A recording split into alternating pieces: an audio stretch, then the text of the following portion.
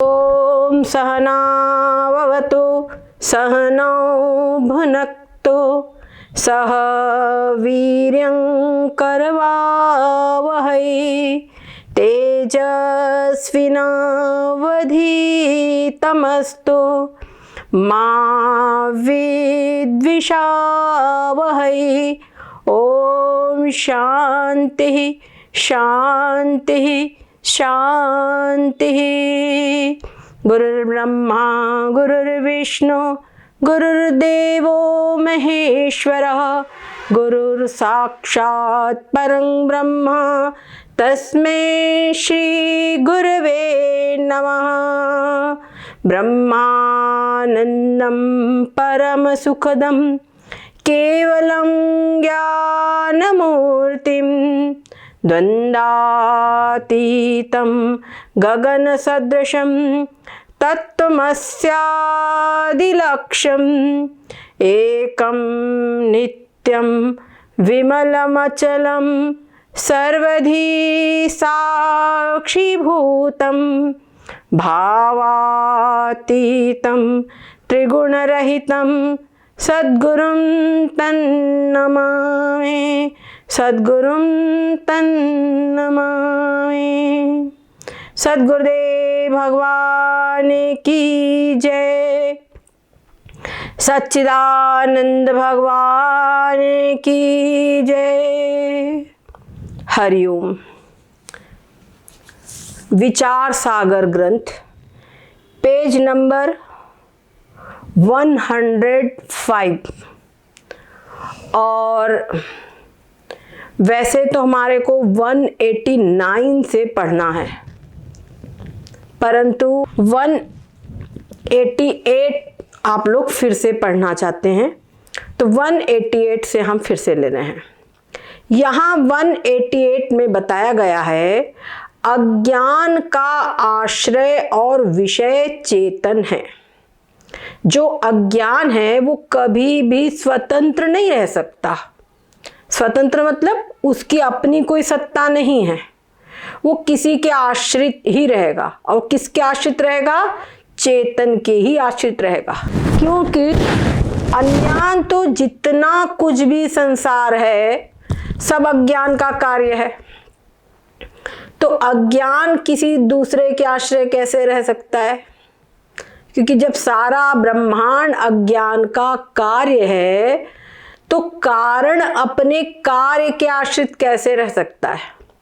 पिता अपने पुत्र के आश्रित कैसे रह सकता है? पुत्र पिता के आश्रित होता है ना। तो जो अज्ञान है वो भी किसी भी वस्तु के आश्रित नहीं हो सकता। और वो कह रहे हैं कि चेतन के आश्रित है, और चेतन के आश्रित है और चेतन को ही विषय करता है। समझ गए? ये बात यहाँ पर समझाई जाएगी। विषय कहते हैं जो घट है, घट या जो भी पत्थर गोटे आपको जो कुछ भी दिखाई पड़े, सभी चीजें ये सब तमोगुण का कार्य है। विषय जो है ये सब तमोगुण का कार्य है, इसीलिए स्वरूप से जड़ है। ठीक है, यातें स्वरूप से जड़ है और ताके विषय यानी उसमें अज्ञान भी, अज्ञान और ताका आवरण है। ठीक है, तो जो भी वस्तुएं जड़ है उन वस्तुओं में अज्ञान का आवरण है। कह रहे हैं इसमें यह शंका होती है। अब यहाँ पे शंका क्या है कि अज्ञान और ताका आवरण विचार दृष्टि से चेतन विषय है। ठीक है, विचार दृष्टि से देखो तो अज्ञान और अज्ञान का आवरण चेतन में है। अभी क्या बताया था कि जितने भी जड़ पदार्थ है जो सब पदार्थ में वो सब तमोगुण का कार्य है, और उन्हीं पर अज्ञान है और अज्ञान का आवरण है।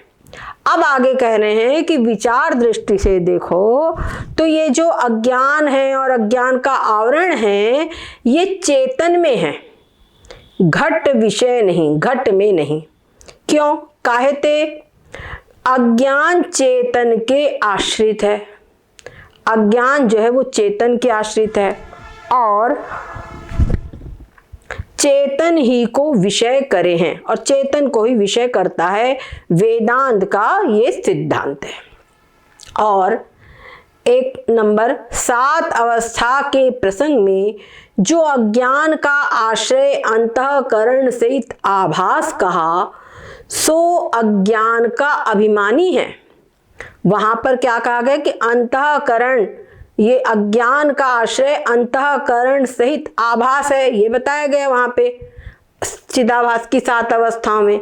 तो कहते हैं वहां चिदाभास जो है, अंतःकरण से जो आभास है, वो अज्ञान का अभिमानी है कि मैं अज्ञानी हूं। ऐसा अभिमान अंतःकरण सहित आभास को होता है।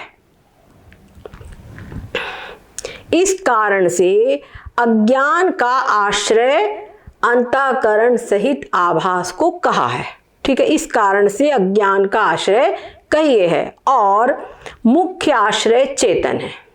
लेकिन वास्तव में जो मुख्य आश्रय है अज्ञान का, वो चेतन है, आभास सहित अंतःकरण नहीं। आभास सहित अंतःकरण उसका मुख्य आश्रय नहीं है। देखो यहां पर ये टिप्पणी लिखी हुई है 191, उस टिप्पणी को देखो। वहां पर आपको इस बात का क्लियरिफिकेशन होता है कि मुख्य आश्रय का मतलब क्या है। मुख्य आश्रय ने, जैसे किसी के घर में कोई धनी व्यक्ति है, उसके कोष में धन रखा हुआ है, उसके कोष में धन रखा है, सोना रखा है, तो वास्तव में वो जो सोना आदि रखा हुआ है, उसका मुख्य आश्रय वो उसकी तिजोरी है। समझ गए, उसकी तिजोरी है। परंतु वो धनी व्यक्ति, मेरे पास में इतनी ज्वेलरी है, मेरे पास इतना धन है, मेरे पास इतना सोना है, इस प्रकार से वो उसका अभिमानी है। समझ गए। तो मुख्य आश्रय कौन हुआ? मुख्य आश्रय हुआ कोष, तिजोरी। उसी प्रकार से यहां पर कहते हैं कि जो अज्ञान है उसका मुख्य आश्रय चेतन है। मुख्य आश्रय चेतन के ऊपर ही, चेतन के आधार पर ही अज्ञान है, नहीं तो अज्ञान नहीं रह सकता। लेकिन जो आभास सहित अंतःकरण है वो उसका अभिमानी है कि मैं अज्ञानी हूं। समझ गए, ये बात करें। यहां पर आगे आभास सहित अंतःकरण नहीं कहते। आभास सहित अंतःकरण अज्ञान का कार्य है। स्पष्ट है, जो अंतःकरण है आभास है, सब अज्ञान का कार्य है। और जो जाका कार्य होवे है सो ताका आश्रय बने नहीं। समझ गए ना, जो जिसका कार्य होगा वो उसका आश्रय कैसे बन सकता है? या ते चेतन ही अज्ञान का अधिष्ठान रूप आश्रय है। तो जो उसका अधिष्ठान रूप मुख्य आश्रय है अज्ञान का, वो चेतन ही है। और नंबर 2, चेतन ही को अज्ञान विषय करे है। ये बात समझो, क्या कहते हैं? चेतन को ही अज्ञान विषय करता है। अरे विषय करने का मतलब क्या हुआ, ये भी समझो। कहते हैं स्वरूप का जो आवरण करना सोई अज्ञान का विषय करना है। अज्ञान कैसे विषय करेगा? किसी चीज को ढकेगा, किसी चीज के स्वरूप पे आवरण करेगा, है ना। आवरण करना है ना, ढकना, वही उसका विषय करना है। सो अज्ञान कृत आवरण जड़ वस्तु विषय बने नहीं। समझ गए। तो अज्ञान का किया हुआ जो आवरण है वो जड़ वस्तु में नहीं बन सकता। क्यों? क्योंकि कहते जड़ वस्तु स्वरूप से ही आवृत है। जड़ वस्तु तो स्वरूप से ही आवरण है। ताके विषय अज्ञानकृत आवरण का कछु उपयोग नहीं। जैसे कोई व्यक्ति हो, अंधा हो, उसके सामने आप लाइट बंद रखो चाहे चालू रखो, क्या फर्क पड़ना है? बोलो, उसके लिए लाइट चालू है चाहे बंद है, कोई फर्क नहीं है। वैसे ही जो जड़ वस्तुएं हैं वो तो स्वरूप से ही आवृत है। अब उसके ऊपर अज्ञान का आवरण का क्या मतलब है? उसके ऊपर कोई आवरण का उपयोग ही नहीं है। इस रीति से अज्ञान का आश्रय और विषय चैतन्य है। जैसे ग्रह के मध्य जो अंधकार है सो ग्रह के मध्य को आवरण करे है। घर के भीतर में जो अंधकार है वो घर के भीतर के ही घर ही उसका आश्रय है। अंधकार कहाँ है? घर में है। तो उस अंधकार का आश्रय कौन हुआ? घर। और वो अंधकार घर के ही सारे पदार्थों को ढकेगा। घर के अंदर की कोई चीजें दिखाई नहीं पड़ती है ना। तो इसीलिए वो घर के मध्य भाग को, घर के जो भीतरी भाग है उसी को आवरण करता है। याते घट विषय अज्ञान और ताक का आवरण बने नहीं। समझ गए? इसी प्रकार से जो घट है उस घट में अज्ञान और उसका आवरण नहीं बनता। ताका उसका। अब आगे कह रहे हैं बाहिर इसका। अब जो समाधान, ये शंका हुई, यहाँ कहा ना यह शंका होवे है, शंका हुई। अब इसका आगे के अंक में यानी 189 में इसका समाधान बताएंगे। समाधान के अंतर्गत उसकी हेडिंग है 189 बाहर के पदार्थों में वृत्ति और आभास दोनों का उपयोग है। 30 विषय अज्ञान आवृत घट का उदाहरण। ये प्रसंग को समझाएंगे अभी। तो कहते ताका यह समाधान है। जैसे चेतन के स्वरूप से भिन्न सत असत से विलक्षण अज्ञान चेतन के आश्रित है। क्या कह रहे हैं? चेतन के स्वरूप से भिन्न, असत असत से विलक्षण। जो अज्ञान है ये भी सत असत से विलक्षण। अज्ञान चेतन के आश्रित है। ता अज्ञान से चेतन आवृत्त होवे है। उस अज्ञान से चेतन आवृत्त होता है। तैसे घट के स्वरूप से भिन्न अज्ञान यद्यपि घट के आश्रित नहीं है। जो अज्ञान यहाँ पर बता रहे चेतन को, जिस अज्ञान से चेतन आवृत्त होता है वो चेतन के आश्रित होता है। लेकिन घट के स्वरूप से भिन्न जो अज्ञान है वो अज्ञान यद्यपि घट के आश्रित नहीं है, तथापि अज्ञान ने घटादिक स्वरूप से प्रकाश रहित जड़ स्वरूप रचे हैं। जो अज्ञान है, अज्ञान के द्वारा ही ये सब कुछ रचा गया है। जैसे घर के भीतर में अंधकार है तो जो सामान रखा है वो दिखाई पड़ेगा नहीं, है ना। और उसके बदले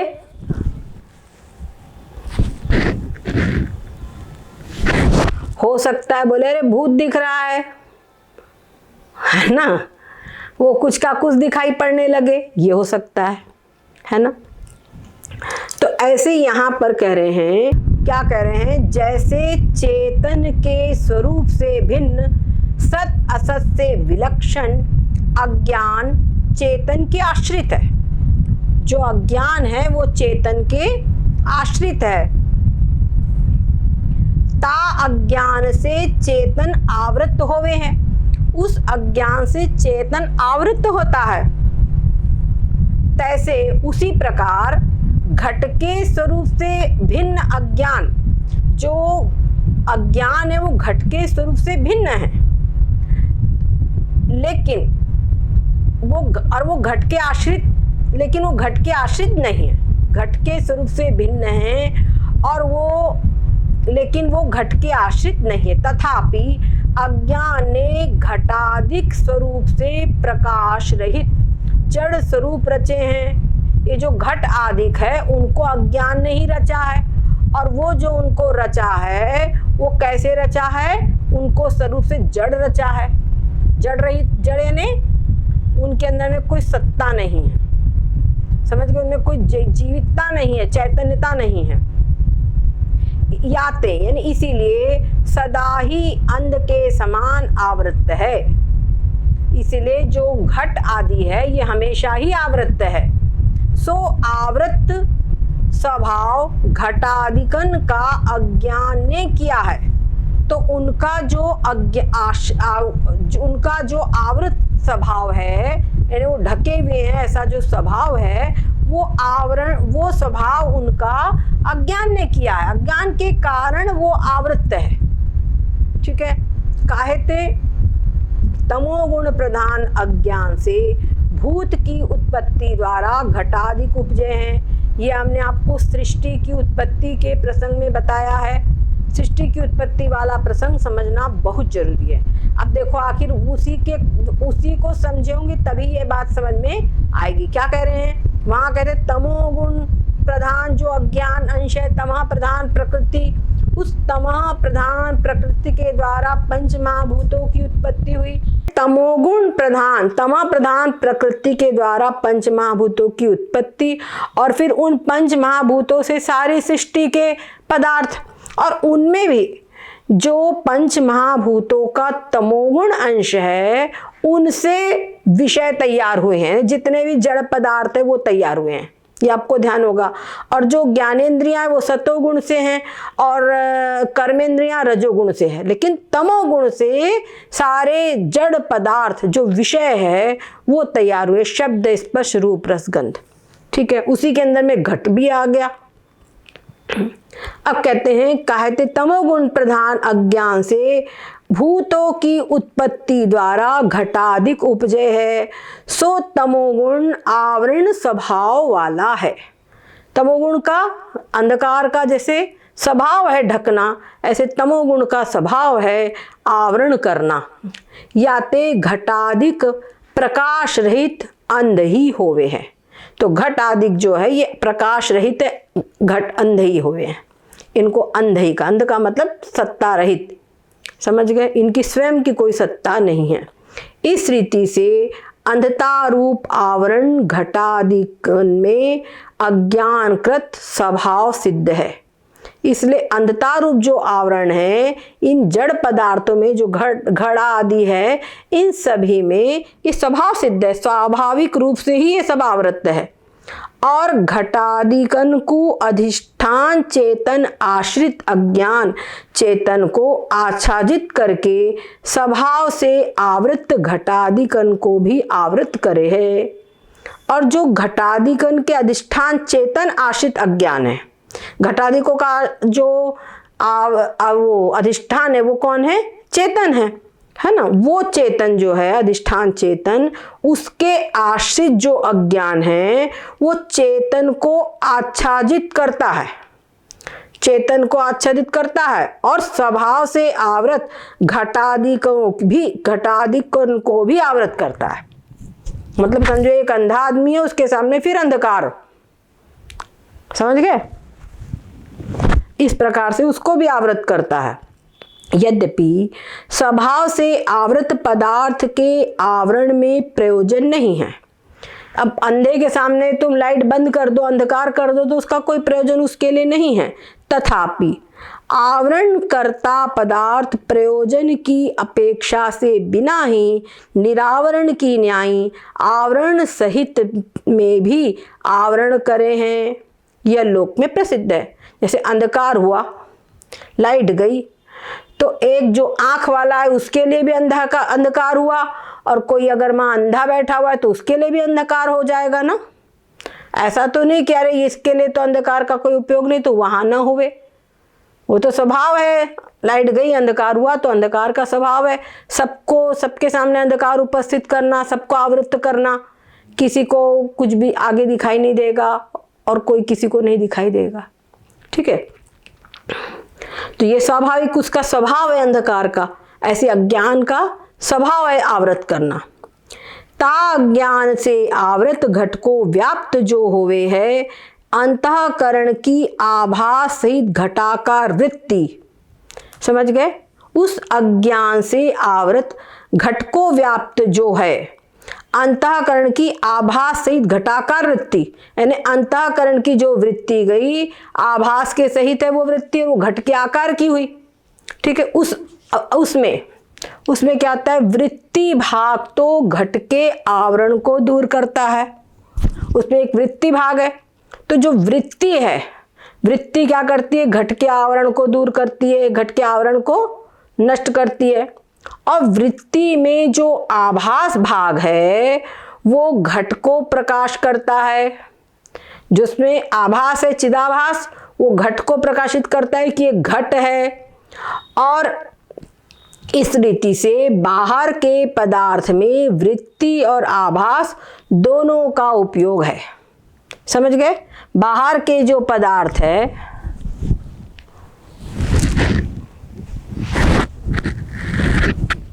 बाहर के जो पदार्थ हैं उन पदार्थों में, समझ गए, उन पदार्थों के लिए जो उनको प्रकाश करना है तो उसमें वृत्ति और आभास दोनों का उपयोग है। वृत्ति करती है आवरण भंग और आभास करता है वस्तु का प्रकाश।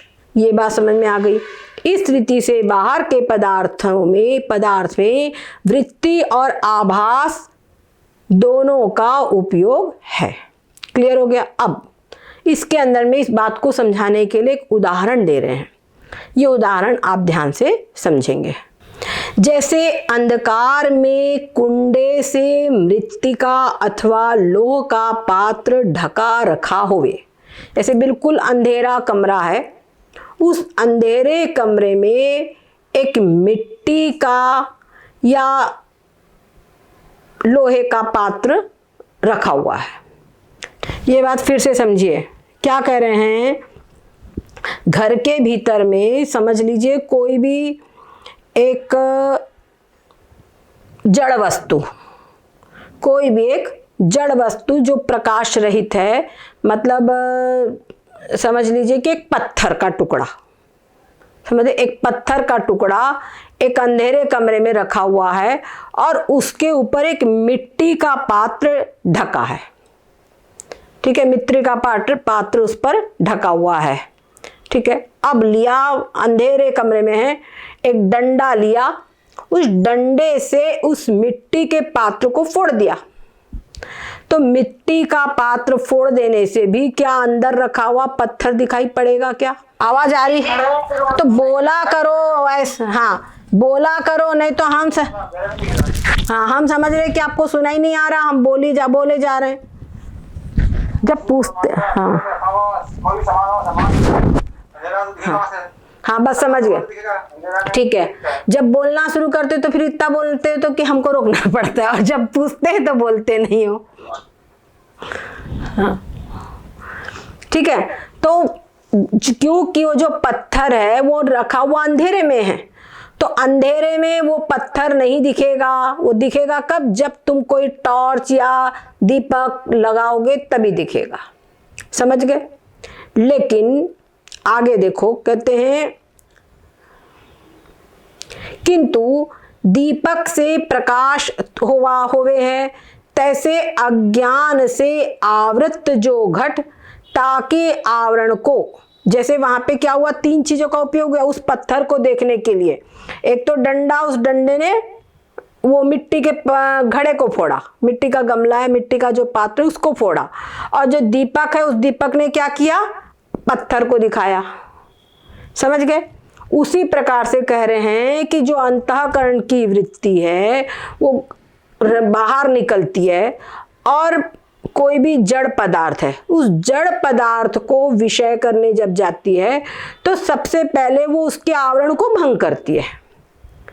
समझ गए? वो अंतःकरण की वृत्ति उसके आवरण को भंग करती है। जो बताया था ना कि अज्ञान का आवरण हर वस्तु पे डला हुआ है, स्वरूप से वो जड़ है, तो भी जड़ होने से क्या वो दूसरे को नहीं देख सकते, जड़ होने से वो पदार्थ किसी दूसरे को नहीं देख सकते, दूसरे को नहीं जान सकते। आपके घर में बढ़िया सुंदर आपका मकान है, सारी दीवारें उस पे मौजूद है, सब कुछ है, लेकिन चोर आ जाए सूने कमरे में जब आप नहीं हो और वो कुछ चुरा के ले जाए, क्या दीवार आपको बताएंगी कि चोर, अमुक चोर आया था, उसने ये चुरा के ले गया? बताएंगी क्या? नहीं बताएंगी। क्यों? क्योंकि जो दीवार है, मकान है, ये सब जड़ है, तो ये नहीं बता सकती। समझ गए? साथ में लेकिन ये है कि अगर अंधकार हो तो ये भी किसी को दिखाई नहीं दे सकती, अगर उजाला हो तो ये दीवारें दूसरा व्यक्ति इनको देख सकता है। समझ गए? दूसरा व्यक्ति तो इनको देख सकता है, परंतु अगर अंधेरा हो तो दूसरा व्यक्ति भी इनको नहीं देख सकता, तो ना ये किसी को देख सकती है ना इनको कोई देख सकता है, मतलब डबल आवरण हो जाएगा। समझ गए? परंतु जिस समय पर कोई समझ लीजिए कि एक रिचार्जेबल टॉर्च है, वो जलती हुई हमने रख दिया अंधेरे कमरे में और उसके ऊपर हमने मिट्टी का गमला ढक दिया, समझ गए, मिट्टी का गमला ढक दिया और गए उस डंडे से मिट्टी के गमले को तोड़ दिया, ठीक है। तो अब उस मिट्टी के गमले के नीचे को तोड़ने पर जो टॉर्च है, उस टॉर्च को देखने के लिए क्या आपको कोई और प्रकाश लगेगा? जी, वो स्वयं प्रकाशित है गुरुमा। अज्ञान से आवृत जो घट है ताके आवरण को वृत्ति भंग करती है, तथापि घट का प्रकाश नहीं होता। काहे ते? घट तो स्वरूप से जड़ है और वृत्ति भी जड़ है, वृत्ति भी जड़ है और घट भी जड़ है। ताका आवरण भंग मात्र प्रयोजन है। वृत्ति का काम इतना ही है कि आवरण को भंग करना, डंडे का काम है केवल घड़े को फोड़ना। डंडे में ये समस्या, ये शक्ति नहीं है कि वो अंदर की चीज को देख ले, ठीक है। तासे मतलब उस वृत्ति से प्रकाश नहीं होता। या ते घट का प्रकाशक आभास है। तो घट का प्रकाशक कौन है? आभास है। नेत्र का विषय जो वस्तु है ताके प्रत्यक्ष ज्ञान की यह रीति कही। नेत्र का प्रत्यक्ष नहीं, जो सामने पदार्थ है उसके प्रत्यक्ष ज्ञान की ये विधि है। और श्रवणादिक का जो विषय है, श्रवणादिक का जो विषय है, जो सुनने के लिए कान के जो विषय है, ताके प्रत्यक्ष की भी रीति ऐसे ही जान लेना, उसकी भी प्रत्यक्ष की रीति इसी प्रकार जान लेना। वृत्ति और घट दोनों एक देश में स्थित होने से, एक देश मतलब एक स्थान पर, वृत्ति और घट दोनों एक देश में स्थित होने से, मतलब वृत्ति बाहर गई घट तक, तो वृत्ति और घट दोनों एक साथ स्थित हो गए, एक पास हो गए। तब घट का ज्ञान होता है तो उसको प्रत्यक्ष कहते हैं। फिर गई, तब उसको क्या कहते हैं? प्रत्यक्ष कहते हैं। और अंतःकरण की वृत्ति और घटाकार होए, अंतःकरण की वृत्ति तो घटाकार होए और घट के संग वृत्ति का संबंध न होवे। ये बात समझो, अंतःकरण की वृत्ति तो घटाकार होवे और घट के संग में वृत्ति का संबंध न होवे, किंतु अंतर ही वृत्ति होवे तो घट का परोक्ष ज्ञान कहिए है। ये बात समझो, क्या बोल रहे हैं? पहले पॉइंट में क्या कहा कि वृत्ति और घट दोनों एक साथ में स्थित हो गए और जो समझ गए, एक साथ स्थित हो गए, पास में हो गए, तब वहां घट का ये प्रत्यक्ष ज्ञान है, यानी प्रत्यक्ष यानी आमने सामने ज्ञान हो रहा है। परंतु अंतःकरण की वृत्ति घटाकार तो होती है और घट के संग वृत्ति का संबंध ना होवे, लेकिन अंतःकरण की जो वृत्ति है वो घट के आकार की होती है, लेकिन रियल में जो घट है, सामने कोई प्रत्यक्ष घट, उस प्रत्यक्ष रूप से घट का वृत्ति का संबंध नहीं होगा। तो किंतु अंतर ही वो वृत्ति घट के आकार की हो जाती है, तो उसको घट का परोक्ष ज्ञान कहते हैं। परोक्ष ज्ञान का मतलब क्या हुआ? यानी अंदर ही अंदर में घट के विषय में, जैसे सुना किसी ने बताया कि घड़ा गोल पेंदी वाला होता है, अरे वो घड़ा रखा था ना वहां पर, ऐसे बता दिया। वो वृंदावन में अपने कैसा बड़ा घड़ा देखे थे, कितना मस्त पानी होता था, वो घड़ा देख ली, घड़े की बात कर लिया, तो वो घड़ा जो है वो अंदर में ही वृत्ति उस घड़े के आकार की हो गई। या किसी ने बोला कि घड़ा जो है एक बड़ा सुंदर गोल पेंदी वाला ऐसा आकार का एक वस्तु होती है, समझ गए? तो अंतःकरण की वृत्ति उस बात को सुन करके अंदर ही घट के आकार की हो गई, लेकिन डायरेक्टली घट के साथ में वृत्ति का संबंध नहीं हुआ है, समझ गए? तो वृत्ति का संबंध नहीं हुआ है, लेकिन घड़े के विषय में सुना और सुन करके उस आकार की वृत्ति हो गई है, तो उस समय पर उसको कहेंगे घट का परोक्ष ज्ञान। घट को देखा नहीं, ये घट का परोक्ष ज्ञान है। और यहाँ सामने यह घट है, सामने चीज दिखा रहे, बोलते ये घट है, तो ये घट क्या हुआ, ये अपरोक्ष ज्ञान हो गया। ये अपरोक्ष ज्ञान का आकार है। यह सामने जो वस्तु है ये है, ऐसा दिखाना ही क्या है, अपरोक्ष ज्ञान का आकार है। और यह घट है, ऐसा अपरोक्ष ज्ञान का आकार है। और घट है अथवा सो घट है, घट है कहाँ है, हमारे घर में रखा हुआ है, हमारे कमरे में है, पर तुम्हारे सामने नहीं है। तो इस प्रकार से जो घट का ज्ञान होता है, सामने घट है ऐसा ज्ञान नहीं हो रहा है, तो ऐसी स्थिति में ये घट का परोक्ष ज्ञान का आकार है। समझ गए, इसको परोक्ष ज्ञान कहेंगे। तो यद्यपि स्मृति ज्ञान भी परोक्ष ज्ञान ही है। जैसे हमने बताया कि अरे वहां हम रियल में बता रहे हैं, उज्जैन कुंभ के अंदर में इतने मस्त बड़े बड़े घड़े, वो नांद जैसे दिए गए हर पांडाल को, और इतना मस्त ठंडा पानी होता था, वो इधर उत्तर प्रदेश में नहीं मिलते, वैसी मिट्टी यहाँ पर नहीं है। समझ गए, तो अब वो बात हमको याद आई। तो वो जो नांद है वो हमारे अंदर में, वो नांद तैयार हो गए कि नहीं हो गए, अंदर में वो नांद तैयार हो गए, लेकिन वो नांद का वृत्ति के साथ संबंध नहीं हुआ। समझ गए, नांद का वृत्ति के साथ में संबंध नहीं हुआ, लेकिन पहले उसको देखा है, उसकी याद अभी आई है, पहले देखा है, उसकी स्मृति, उसकी याद अभी आई है, पहले देखा हुआ ज्ञान जो अभी ताजा हो गया, इसको स्मृति ज्ञान कहेंगे। तो कहते स्मृति ज्ञान जो है ये भी परोक्ष ज्ञान है, क्योंकि सामने वस्तु नहीं है।